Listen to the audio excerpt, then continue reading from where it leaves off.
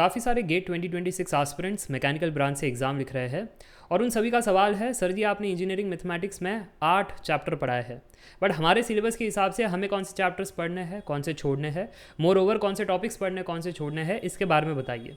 तो आज की वीडियो में डिटेल में चर्चा करेंगे, टेंशन मत लीजिए। सबसे पहले आपको इंजीनियरिंग मैथ्स में 2 कोर्स दिख रहे होंगे, एक है इंग्लिश, दूसरा है हिंदी। दोनों में क्या फ़र्क है?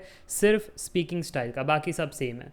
हिंदी में जैसे ही वीडियो चल रहा है बातें हिंदी में होगी, स्लाइड्स इंग्लिश में रहेंगे, और इंग्लिश कोर्स में सब कुछ इंग्लिश में होगा, स्पीकिंग स्टाइल, स्लाइड्स, एवरीथिंग, क्योंकि साउथ वाले स्टूडेंट्स को हिंदी समझ नहीं आती, तो उनका रिक्वायरमेंट था सर जी इंग्लिश में सब कुछ पढ़ाओ। ठीक है, अब बात करते हैं कोई ऑफ़र चल रहा है। वैसे आज के दिन फर्स्ट 5 स्टूडेंट्स के लिए 10% ऑफ है, तो ग्रैब करना, फिर वो 5 हो जाएगा तो अपने आप ये कूपन बंद हो जाएगा। ठीक है, अब यहाँ पर आप देख सकते हो हिंदी कोर्स के अंदर कंटेंट में जाओगे तो 8 चैप्टर आपको दिखाई देंगे। तो क्या हमको कोई चैप्टर छोड़ना है? अनफॉर्चुनेटली कोई चैप्टर नहीं छोड़ना है।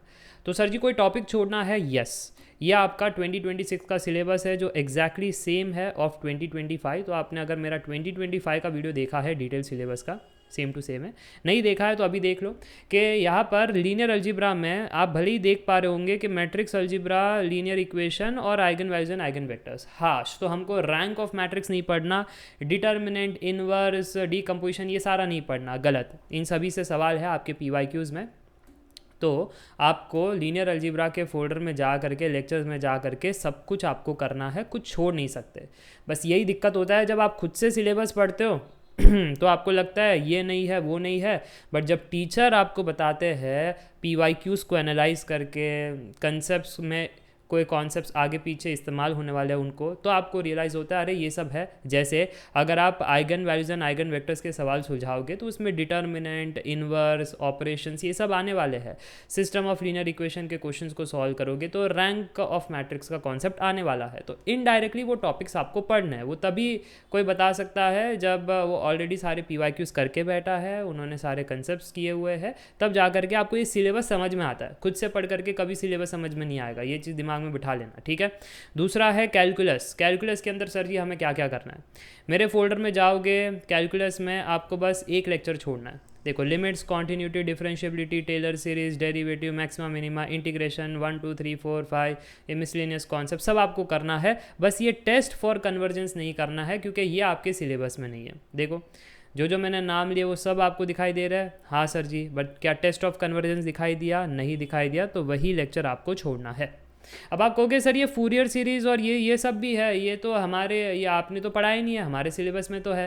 वो आपके सिलेबस में तो है, बट वो कैलकुलस का पार्ट नहीं है। देखो, ध्यान से देखना, जो ब्लू में मैंने मार्क किया है ना, ये दोनों ट्रांसफॉर्म थियरी चैप्टर का पार्ट है, कैलकुलस का पार्ट नहीं है। सो ट्रांसफॉर्म थियरी चैप्टर मैंने करवाया है नीचे। ये पूरा का पूरा लेक्चर आपको करना है, पूरा फोल्डर आपको करना है, कोई कटौती नहीं है। ठीक है जी, समझ में आ गया? तो ब्लू वाली कहानी तो समझ में आ गई। सर ये जो येलो वाली कहानी है ये क्या है? ये वेक्टर कैलकुलस है, ये भी एक चैप्टर अपने आप में। तो वेक्टर कैलकुलस का चैप्टर ये रहा। क्या इसमें सब कुछ करना है? नहीं, इसमें ये जो लास्ट लेक्चर आपका है, कौन सा सर जी? ये वेक्टर स्पैन वाला, ये आपको छोड़ देना है। वेक्टर स्पैन आपके सिलेबस में नहीं है। समझ में आ रही है बात? तो यहाँ पर अगर हम देखें तो 2 चैप्टर हो गया, तीसरा चैप्टर था ट्रांसफॉर्म थियरी, चौथा चैप्टर था वेक्टर कैलकुलस। तो जहाँ पर मैं स्टार बना रहा हूँ उसमें लेक्चर्स छोड़ सकते हैं, और जहाँ पर स्टार्स नहीं बना रहा हूँ उसमें पूरा पूरा आपको करना है। क्लियर हो गया? चारों चैप्टर समझ में आ गए। अब 5वां है आपका डिफरेंशियल इक्वेशन, पूरा पूरा आपको करना है। 6वां है कॉम्प्लेक्स वेरिएबल, पूरा पूरा आपको करना है।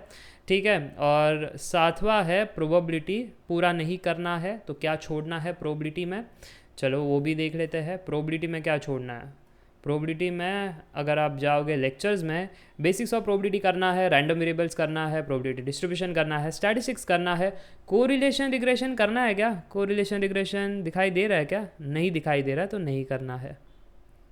एक बार गलती से उन्होंने सवाल पूछ लिया था, फिर ये मत कहना सर हमारे सिलेबस में नहीं था, बट वो सवाल कैसे आ गया? तो गलती से आ गया।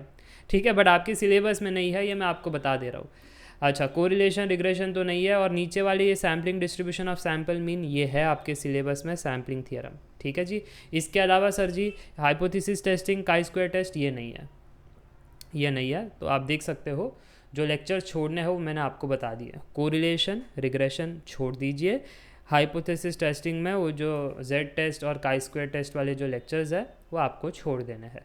कौन सा पढ़ना है? सैम्पलिंग थियरम में वो जो सैम्पल मीन वाला कॉन्सेप्ट है वो आपको पढ़ना है। बेसिकली ऐसे सवाल पूछ लिए जाते हैं, ये वाला बताओ। तो जब सैम्पल डेटा आ जाता है तो आपका स्टैंडर्ड डिवीजन का फॉर्मूला थोड़ा सा चेंज हो जाता है, बस उस पर सवाल आ जाते हैं, तो ये आपको पता होना चाहिए। और फिर ये न्यूमेरिकल मेथड पूरा आपको करना है। जो मैंने टिक किया है 1, 5, 6, 8 ये पूरा आपको करना है। इनफैक्ट ये 3 वाला भी, जिसमें कटौती है एक बार मैं बता देता हूँ। कैलकुलस में टेस्ट ऑफ कन्वर्जेंस नहीं करना है, वेक्टर कैलकुलस में वेक्टर स्पैन नहीं करना है, प्रोबेबिलिटी में कोरिलेशन रिग्रेशन हाइपोथेसिस नहीं करना है, एंड दैट्स इट। बाकी पूरा आपको करना है। तो लंबा सिलेबस है, करना पड़ेगा। और सीक्वेंस क्या फॉलो करें? सीक्वेंस वही फॉलो करना है जिस सीक्वेंस में मैंने पढ़ाया है। ये जो सीक्वेंस में मैंने पढ़ाया है यही सीक्वेंस आपको फॉलो करना है। क्लियर है? चलो आज के लिए बस इतना ही। Thank for watching the video.